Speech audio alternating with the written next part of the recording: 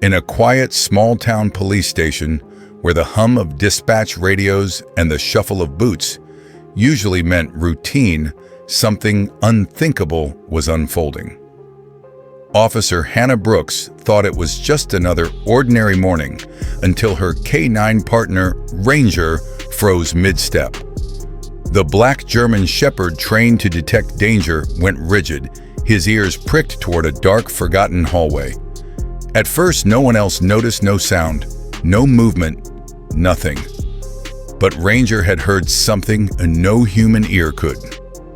Within minutes, Hannah would uncover a secret hidden behind a closet wall, a frightened little girl wedged inside, her voice barely a whisper, "Don't tell them you found me." What began as an ordinary day spiraled into a chilling investigation of betrayal, false badges, and a network that thrived in the shadows. At its heart was a dog who trusted his instincts and a child whose survival depended on them. Before we dive into this incredible story, make sure to hit like, share, and subscribe. And I'd love to know, where are you watching from? Drop your country in the comments below. It's always amazing to see how far these stories can travel. The precinct was quiet that morning, the kind of calm that usually meant routine paperwork and lukewarm coffee. Officer Hannah Brooks, 34, had just come back from a patrol shift. She unclipped her vest, her half-finished granola bar tucked in one hand, the bitter aftertaste of gas station coffee still lingering.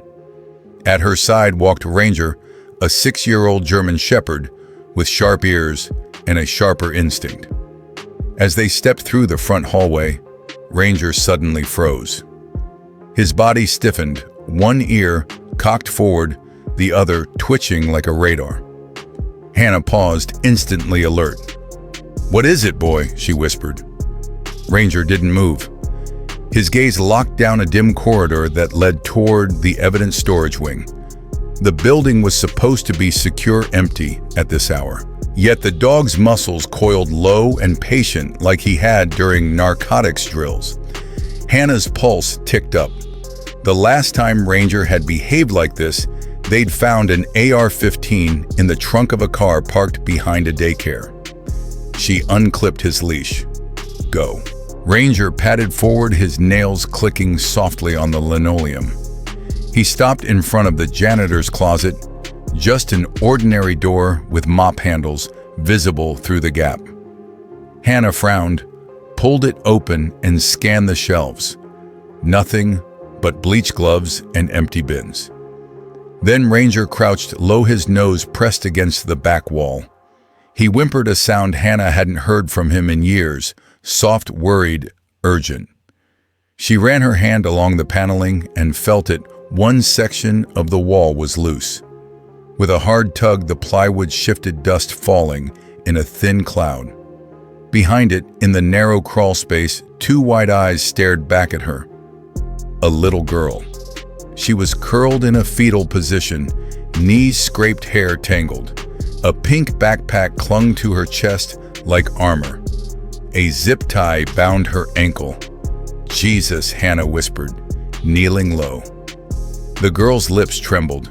She leaned forward and whispered, "Don't tell them you found me." Within minutes, Hannah's call brought a rapid response team. The hallway filled with plainclothes officers and paramedics, but the girl, later identified as Ava Collins, age 7, remained rigid with fear. She resisted the medics, clinging only to Ranger. The German Shepherd lay beside her on the blanket. His body curved protectively, and only then did Ava's breathing slow. Initial records matched her description to an Amber Alert out of Spokane. She had been missing for 3 days, presumed taken during a custody dispute gone wrong.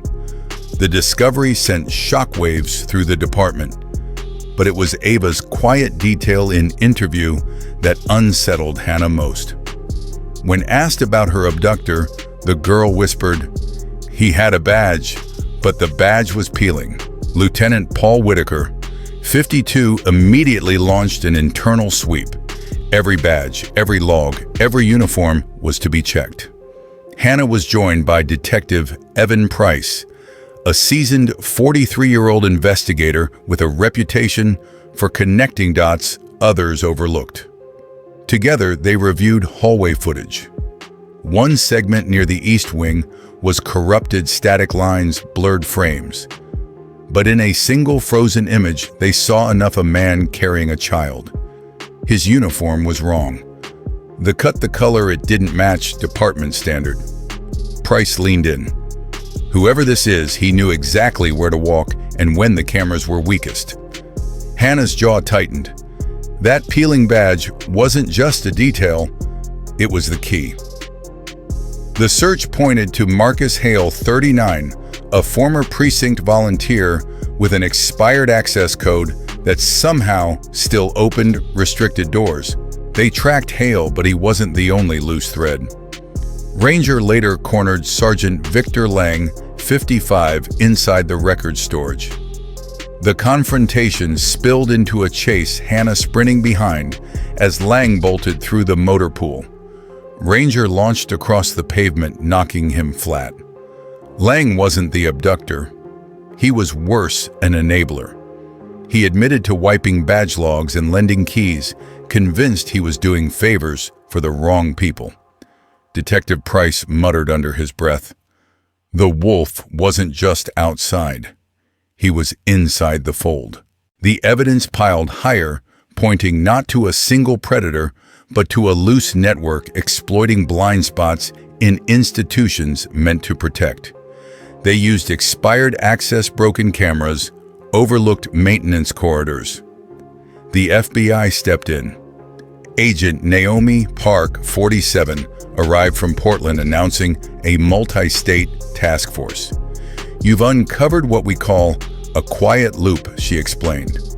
A chain of insiders and sympathizers who let children pass through unnoticed.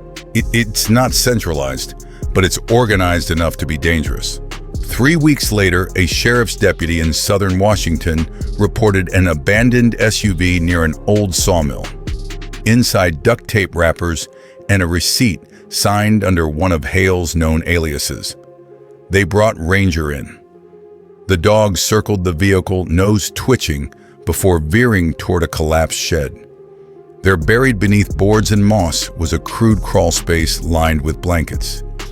Inside lay trophies, plastic bins containing objects from other missing children, a shoe, a toy, a school ID. Each one whispered of a child who had never come home. Hannah's chest tightened. Ava had been saved, but how many had not? The next breakthrough came with Daniel Ortiz, 41, a civilian maintenance contractor. He had an active access badge and was caught near the HVAC wing. When confronted, he ran.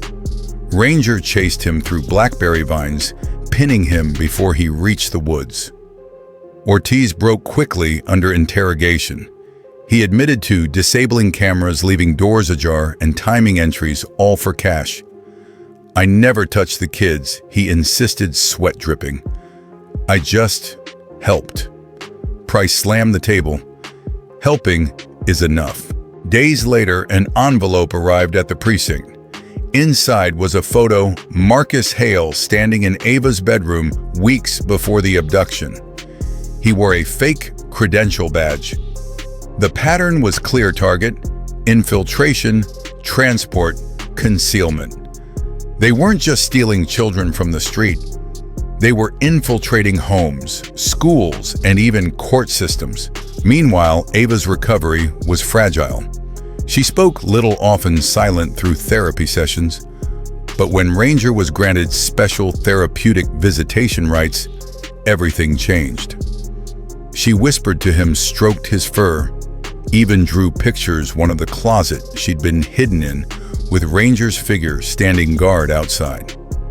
Her most crucial clue came while brushing Ranger's coat. The man, he had a watch, she murmured. It beeped. When it beeped, he always looked at the door.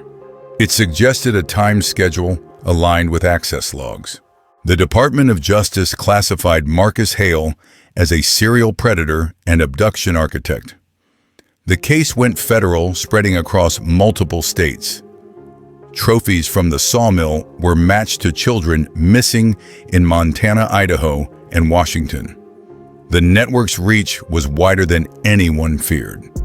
Agent Park's task force coordinated across jurisdictions, piecing together fragments from burned vehicles, corrupted footage, and witness statements.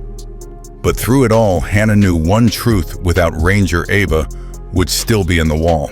Months later, the case was still active, arrests still being made. The community hailed Ranger as a hero. Local news outlets called him the dog who heard what no one else could. Social media flooded with praise, and children sent hand-drawn thank you cards to the precinct. Hannah avoided the spotlight.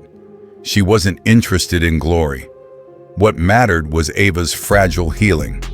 One afternoon during a therapy visit, Ava whispered to Ranger, "You heard me when no one else could." She pressed her face into his fur, her voice muffled but sure. For Hannah, that was enough.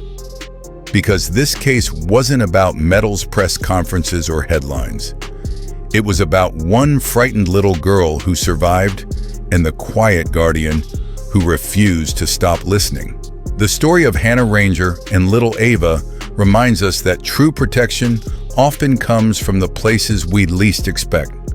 A German shepherd's instinct uncovered what human eyes and ears missed, proving that awareness, loyalty, and trust can change the course of a life. The deeper lesson is about vigilance. Dangers sometimes hide within the systems meant to keep us safe, and silence or complacency allows them to grow. Courage is not always loud. It can be a quiet whimper, a child's drawing, or a dog's refusal to walk past a closed door. In our lives, this translates into listening more closely, trusting intuition, and standing up when something feels wrong. Whether it's protecting the vulnerable, questioning the ordinary, or simply offering steady presence, small acts of attention and compassion can break cycles of harm. Sometimes the most powerful form of heroism is simply refusing to look away.